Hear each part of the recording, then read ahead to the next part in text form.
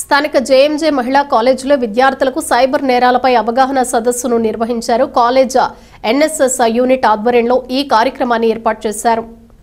ప్రస్తుతం సమాజంలో జరుగుతున్న సైబర్ నేరాల పట్ల ప్రతి ఒక్కరూ పూర్తిగా అవగాహన కలిగి ఉండి తగిన జాగ్రత్తలు తీసుకోవాలని గుంటూరు జిల్లా cyber crime police station CI Sheikh Nishar Basha సూచించారు. స్థానిక జేఎంజే మహిళా కాలేజీలో గురువారం కాలేజ్ ఎన్ఎస్ఎస్ విభాగం ఆధ్వర్యంలో విద్యార్థులకు సైబర్ నేరాలపై అవగాహన కల్పించారు. సిఐ షేక్ నిషార్ బాషా మాట్లాడుతూ ప్రజలు తమ వ్యక్తిగత బ్యాంకింగ్ వివరాలను అపరిచితులతో పంచుకోవద్దని హెచ్చరించారు.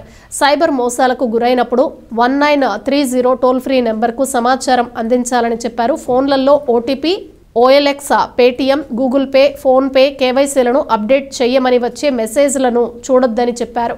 కానిస్టేబుల్ రాజకిషోర్ మాట్లాడుతూ సైబర్ నేరాలకు లోనైన బాధితులు వెంటనే పోలీసు వారికి సంబంధిత వివరాలు అందిస్తే సంబంధిత అకౌంట్లను బ్లాక్ చేస్తారని చెప్పారు. డిజిటల్ అరెస్ట్లని చెప్పగానే బెదిరిపోరాదని చెప్పారు. College principal doctor sister Santha, vice principal doctor sister Roslin, NSS programme అధికారి దాసరి విజయలక్ష్మి, వ్యాయామ అధ్యాపకురాలు కె అరుణ సుజాత పాల్గొన్నారు. ఈ డిజిటల్ అరెస్ట్ అనేది ఎంత ప్రమాదకరమైందంటే చాలా ప్రమాదకరమైంది. ఆ విధంగా వాళ్ళని పిల్లల పేరు చెప్పి భయపెట్టి కొన్ని కోట్లు, లక్షలు కూడా కోట్లలో వసూలు చేసుకొని ఇండియన్ ఎకనామీని కూడా దెబ్బతీసే పరిస్థితుల్లో సైబర్ నేరాలు జరుగుతున్నాయి. కాబట్టి ఈ యొక్క నేరాల బారి నుంచి కాపాడడానికి ప్రతి ఒక్కరూ కూడా టెక్నాలజీని ఎంతవరకు అవసరమో అంతవరకే జాగ్రత్తగా వాడండి. ఏది కూడా ఫ్రీగా వచ్చేవి ఏది కూడా అంత సేఫ్టీ కాదు.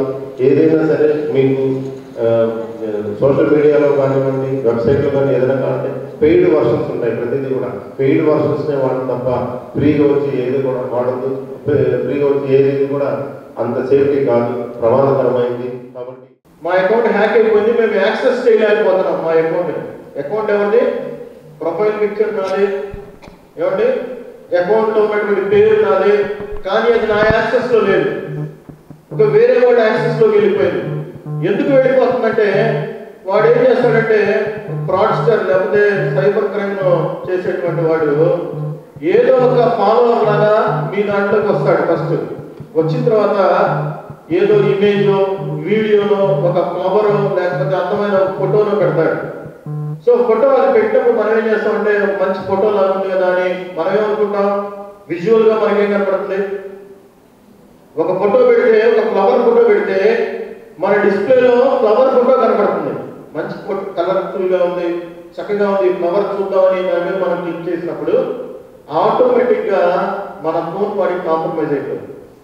ఫస్ట్ ఏం కాంప్రమైజ్ అయిందంటే మన మెయిల్ కాంప్రమైజ్ అయిపోయింది, తర్వాత మన ఫోన్ నెంబర్ కాంప్రమైజ్ అయిపోయింది.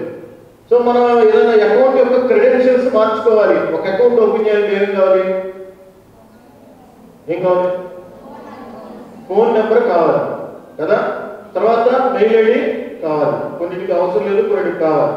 సో మనం మన యొక్క అకౌంట్ హ్యాక్ అయినప్పుడు మనం ఏం చేద్దాం అనుకుంటాం అంటే టకటక దాని పాస్వర్డ్ మారుద్దాం అనుకుంటాం.